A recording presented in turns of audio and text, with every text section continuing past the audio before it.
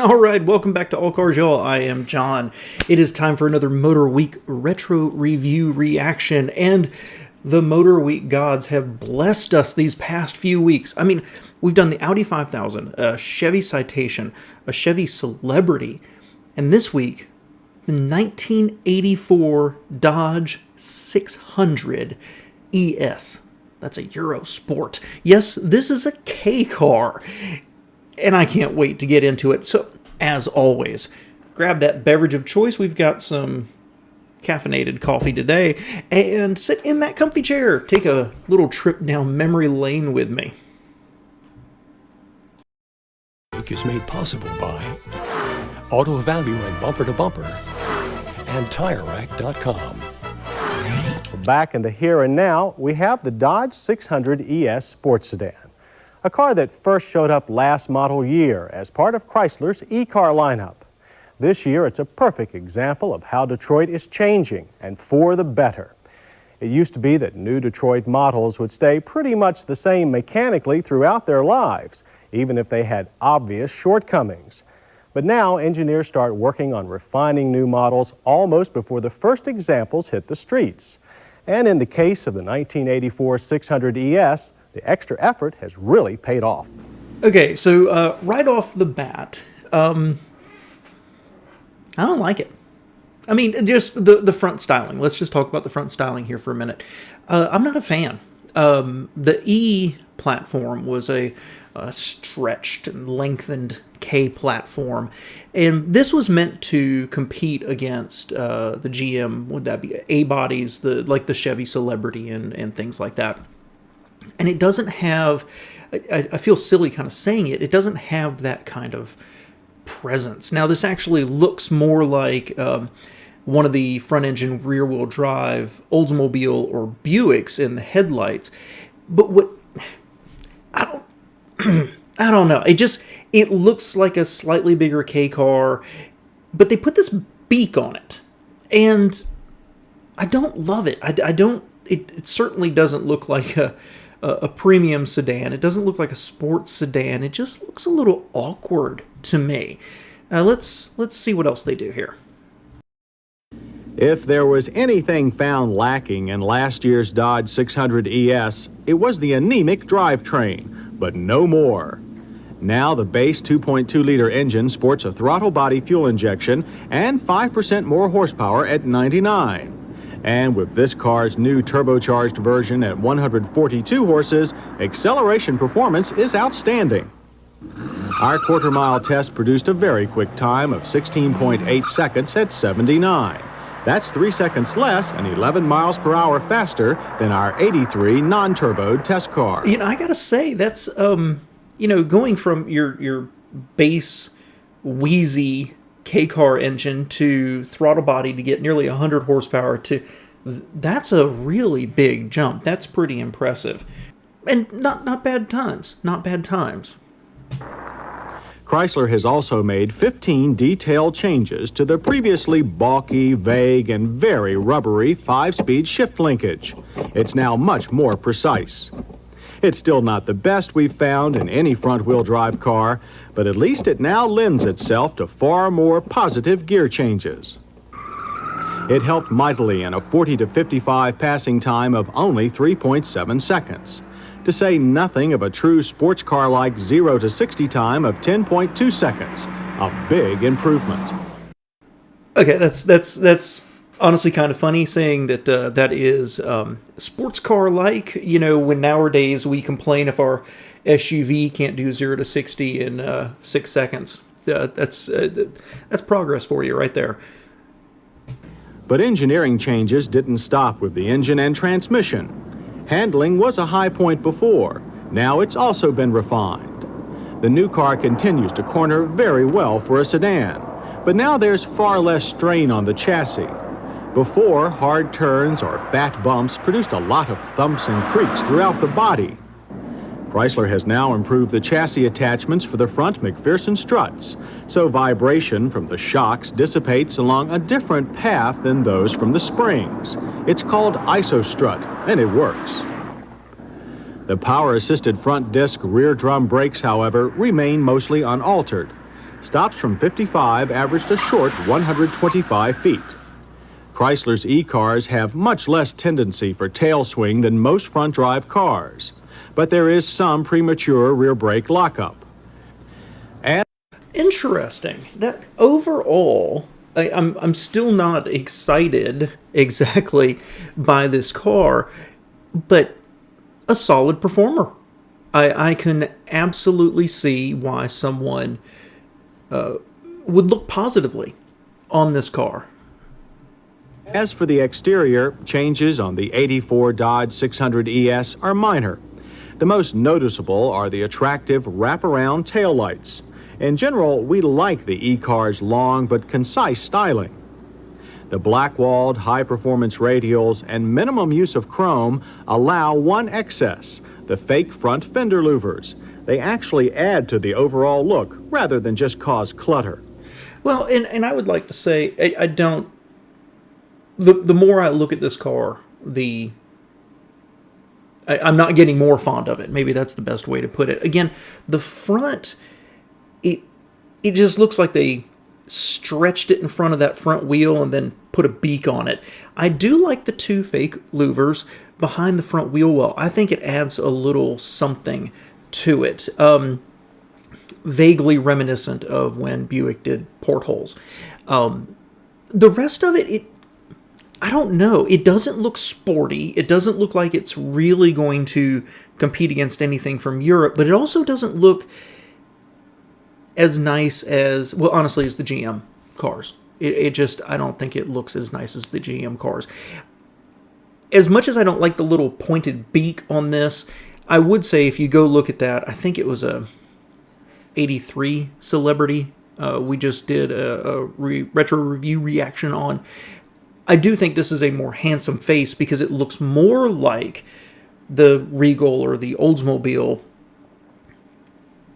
but it still just doesn't work for me. And they were talking about it being long, and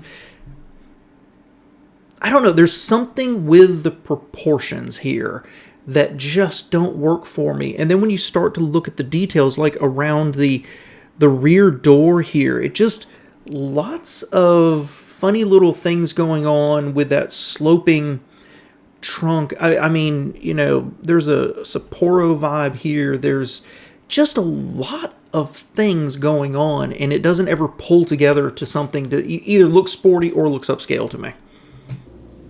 But you really know the 2,785-pound 600 ES means business when you see the working hood vent that channels cooling air past the 2.2 liters turbocharger. It's located on the far side of the transverse engine at the firewall. Along with a unique water cooling jacket around the turbo's bearings, it should ensure long, trouble-free boost. It seems Chrysler's large front-drive cars appear easier to maintain than most others we've seen. With a new thick-rimmed steering wheel borrowed from the Daytona Laser Sports Coupes, the interior of the 600 ES also continues most inviting, our only request being a bit more front seat travel. But we'd also like to request the Daytona Laser's fine needle and dial instrument cluster, rather than this electronic whiz-bang unit. I guess we're just old-fashioned here, despite the fact that this arcade does contain everything except a boost gauge. Civilians will find the gizmo tack lags engine speed only slightly. That is, if you can see it. The vision is partially blocked by the steering wheel. The only other item they gave... Before they go on to the trunk, interesting interior. I found that, you know, when you look at the history of interiors, you had these long gauges, and then eventually we moved to, you know, having a little binnacle in front of you and the control right here, and actually it was just over here at the dash, and then they started pulling it towards you and made it more ergonomic. And honestly, I think GM struggled with that a lot. They made some really ugly interiors that also happened to use really poor quality materials at the same time. This is interesting because it looks old-fashioned in its orientation and fake wood, but then that garish electronic dash. They didn't really show the HVAC and the the radio controls. But overall, initial first impression here, I kind of like it. I don't love it, but looking at some of the other more contemporary cars that we've been looking at the past few weeks, this one, my first thought was kind of like, that looks like a nice place to be. Gave us any pain was the trunk lid that doesn't open high enough to avoid the occasional headache. But it's only a small hurt. At least the trunk is huge if strangely shaped. Well, and there's a number of issues there. First off, they couldn't get the trunk open enough. That was one of the shortest openings I've ever seen. Then they had a very, very high deck lid, right, to get anything in. But once it was in there, the trunk actually looked quite sizable. To me, that trunk lid screams cost cutting. They could have done something different, but a mechanism where when you open it, perhaps I'm trying to describe this, it took the rear of it and moved it up, moved it forward, and then like this, that kind of movement, but that would cost more. You wouldn't be able to have just a plain old gooseneck in there. Just screams cost cutting to me, and honestly, that would have ruined it for me. That would have ruined it for me. But these tiny gripes are easily offset by the 5-speed turbo 600's fine fuel economy rating of 22 city and 35 highway. That's only slightly lower than it is without the hot air boost. Our 100-mile economy loop result of 27 is just where it should be. The 600 ES Turbo can also be ordered with the 3-speed automatic. We like the first Dodge 600 ES and are frankly amazed at how much better it is for 1984.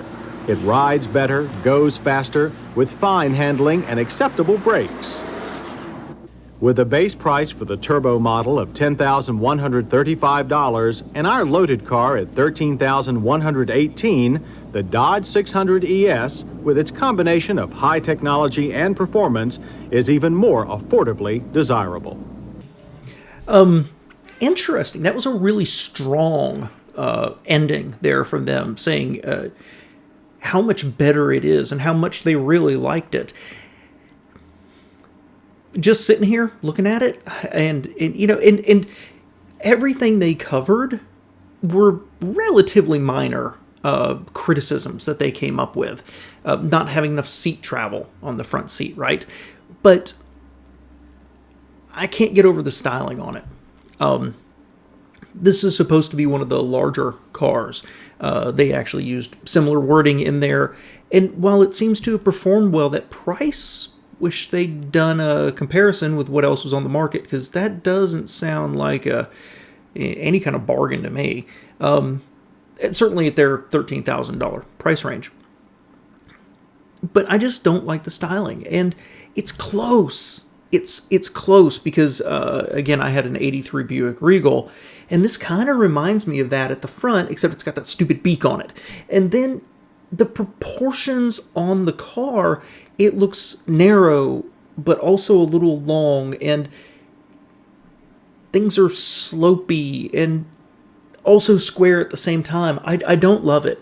I know that we like to look back in these and through typically rose-colored glasses, but I have trouble looking at this one and thinking, I think I'd like to own one of those. I don't. I'd rather have an Aries, honestly. I think its homely boxiness is attractive. It's not beautiful by any stretch, but it's honest in how it looks.